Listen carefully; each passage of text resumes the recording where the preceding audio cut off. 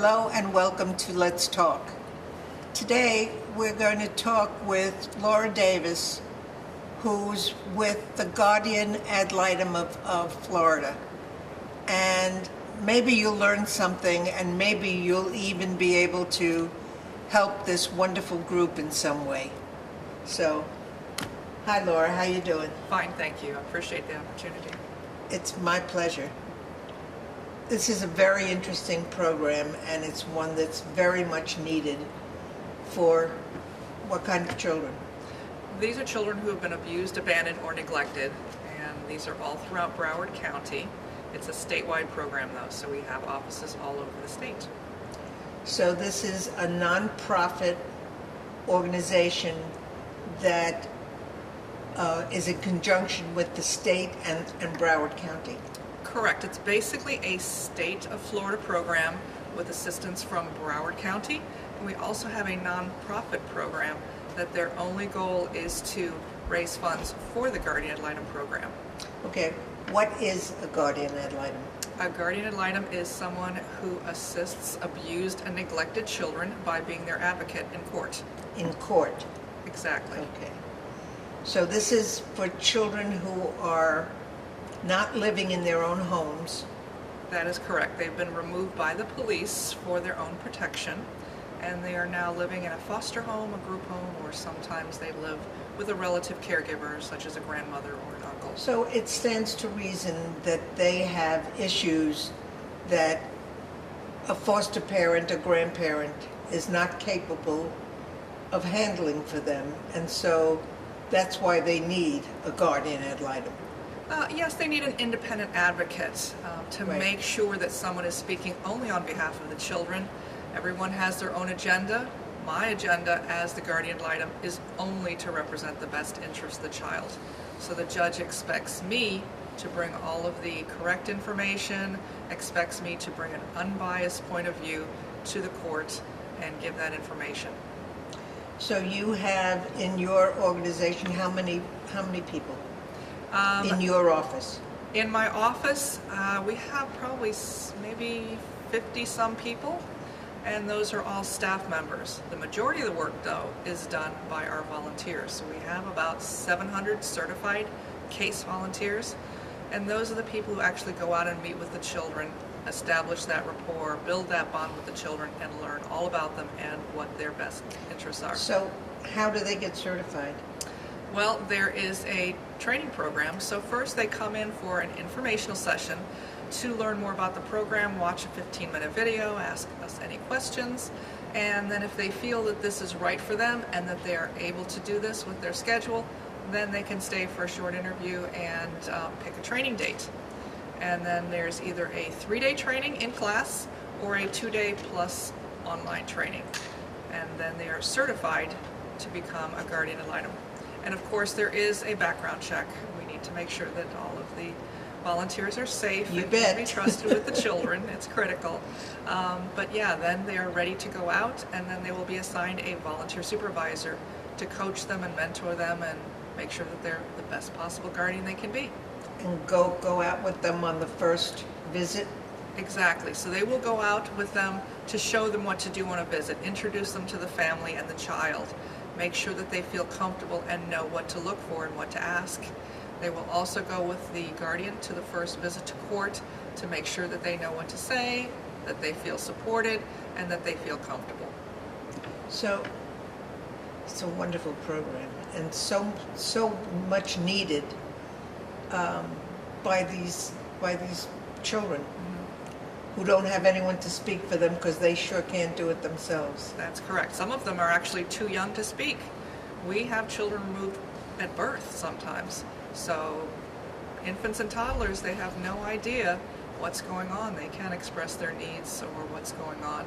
So the guardians for those, they have to depend more on their observation and talking to other people to figure out what's going on and what's best for the child.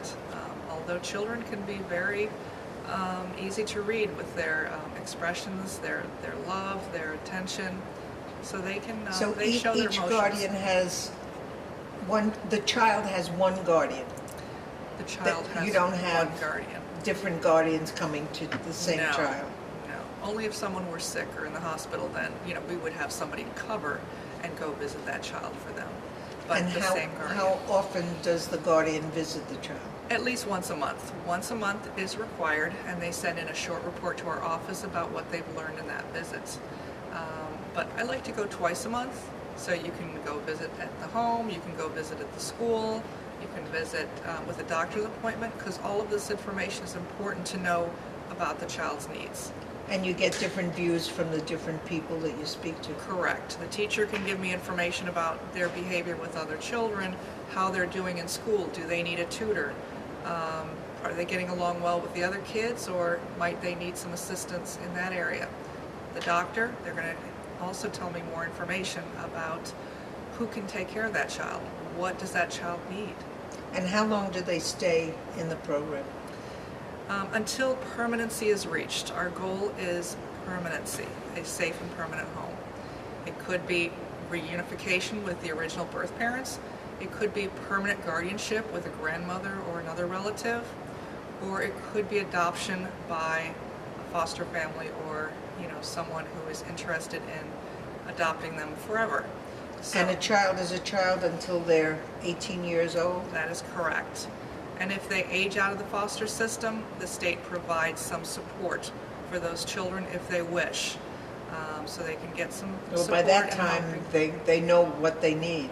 Yes, we hope, but at 18, it's still a new world out there. So kids always need some support, and a lot of times our guardians will keep in touch with the children will keep in touch with them, and the children will look to them for support and guidance, sometimes for years. I wish you luck. Thank you. So you always have room for volunteers. Unfortunately, we always do. I'm always looking for volunteers. We just have a lot of children in the system, and the system works slowly. It's careful. We provide a lot of services to the families, hoping that they can be able to care for their children again. But all of this takes time, so we do need lots of volunteers. Okay, how do you get your volunteers? I make presentations wherever I can, companies, clubs, city commission meetings, houses of worship. I will also do recruiting booths where people can come up and ask for more information.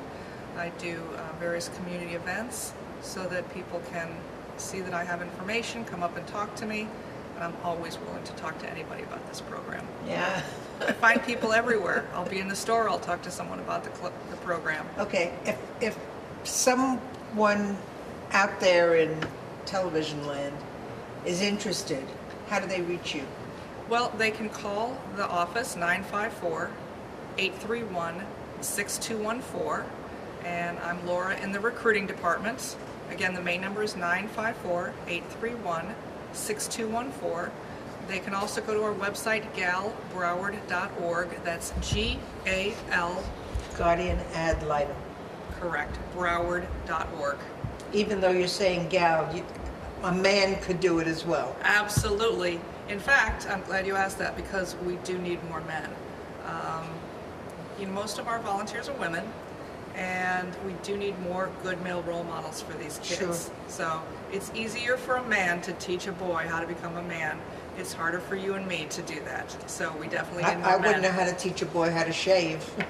That's true. That's true. So, we do need more men, and the men who join up with the program, they tend to love the program. They tend to stay for quite a long time. So once they get in, they're happy. But it's getting just hard them in. It's getting them in. So, I'd like to tell all the guys, please do this.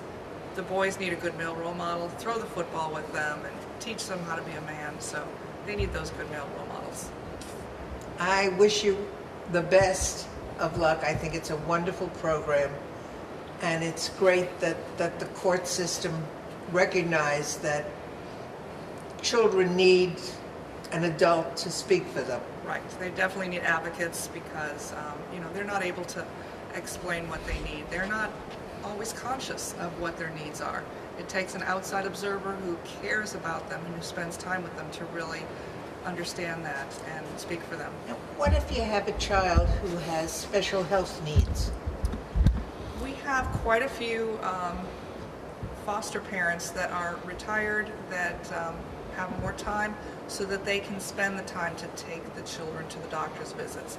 Of course, we always need more because we always do have quite a few children with health issues or developmental issues, and it helps to have a volunteer who is retired or who has lots of free time to take them on doctor's visits and spend lots of time with them. And then you have a special program for those children? It's not really a special program. It's just, volunteers and foster parents who can spend lots of time with them. So we try to, have the volunteers that can spend the time with them take care of the neediest children.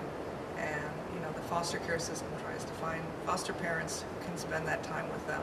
So the foster system is different than us. We're not really part of the foster system, but we all work in conjunction to help the children. And it's not like being a foster parent because you're not on tap 24/7. That's correct. So it's a lot easier to do.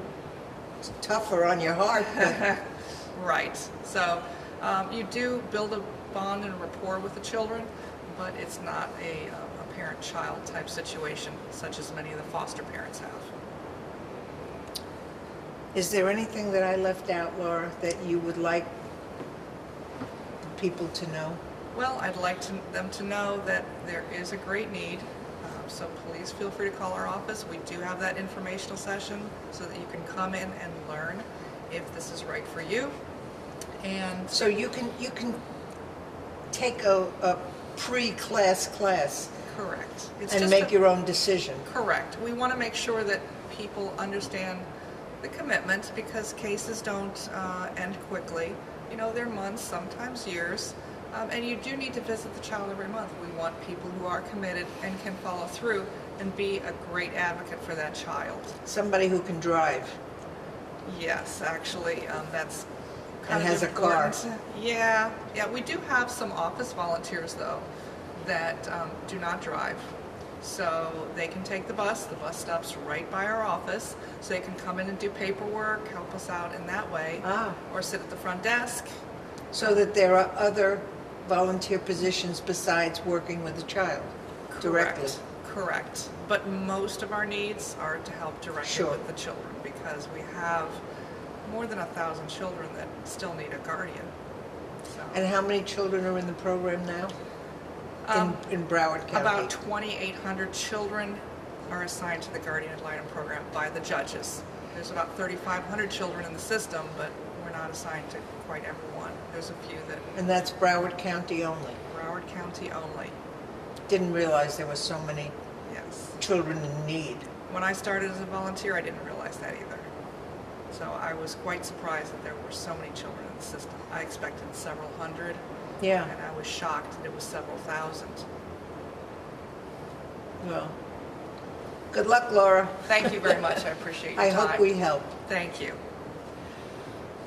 For OCTV, I'm Elaine Kugelman, and thank you for joining us today for this Let's Talk with Laura Davis from the Guardian ad litem program. And if you can do anything to volunteer, if you have the time and the inclination, they'll be happy to speak with you. We're going to leave you the phone number where you can reach the group. Thank you.